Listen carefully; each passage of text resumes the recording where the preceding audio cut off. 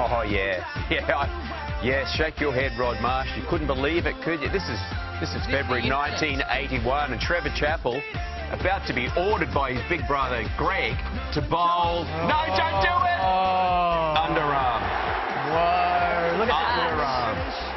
We won't see anything like that today. Well... Surely. Maybe if we have to. We won't see any uniforms like that today either. Check out those shirts. More to the point.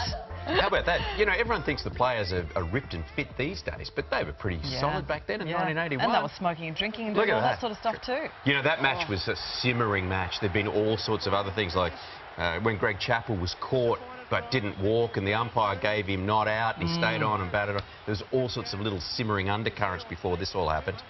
So it's a record crowd set to watch the final, and we're going to, of course, be talking about the build-up all day. We will indeed. The reason we're showing this now is because we've tried to forget this incident, but the Kiwis have not. Yes, it's still there, under the surface.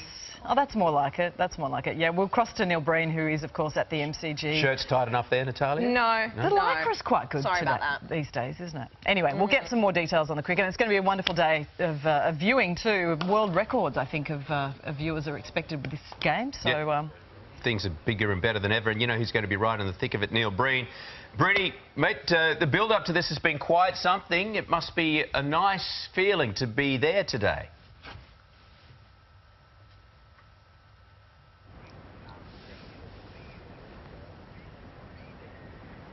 Oh, it is, Cam. I can tell you, I was here yesterday. The scenes in and around the MCG were unbelievable. There were thousands of people watching the Kiwis train in the nets, and then they stayed around and they watched the Aussies train.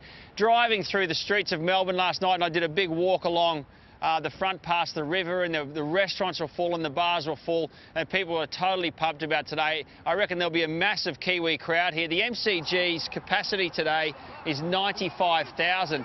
Now, the record attendance for one day of a cricket match, the world record attendance is 91,112 people, and that was here at the MCG for the Boxing Day test in 2013, and Cricket Australia fully expects that record will be smashed today. Now, of course, the match will be laced with emotion. We know it's Michael Clarke's last one-day international for Australia. He'll continue his test career, but he's deciding to pull stumps on his one-day career today. That'll add a little bit extra. He's at pains to say it's not about him, it's about the team, but there'll be a lot of talk about Michael Clarke today. Australia trying to win their 5th World Cup, if you can believe that, their 5th. The Kiwis have never won one, but the Kiwis are very confident, having won 8 matches in a row in the tournament, all at home in New Zealand, but they think they can do it here on the MCG, even though it's a massive ground compared to the small grounds at home. Now, the Kiwis really want to add that World Cup cricket trophy to the Rugby World Cup trophy they won in 2011, and they're pretty confident too.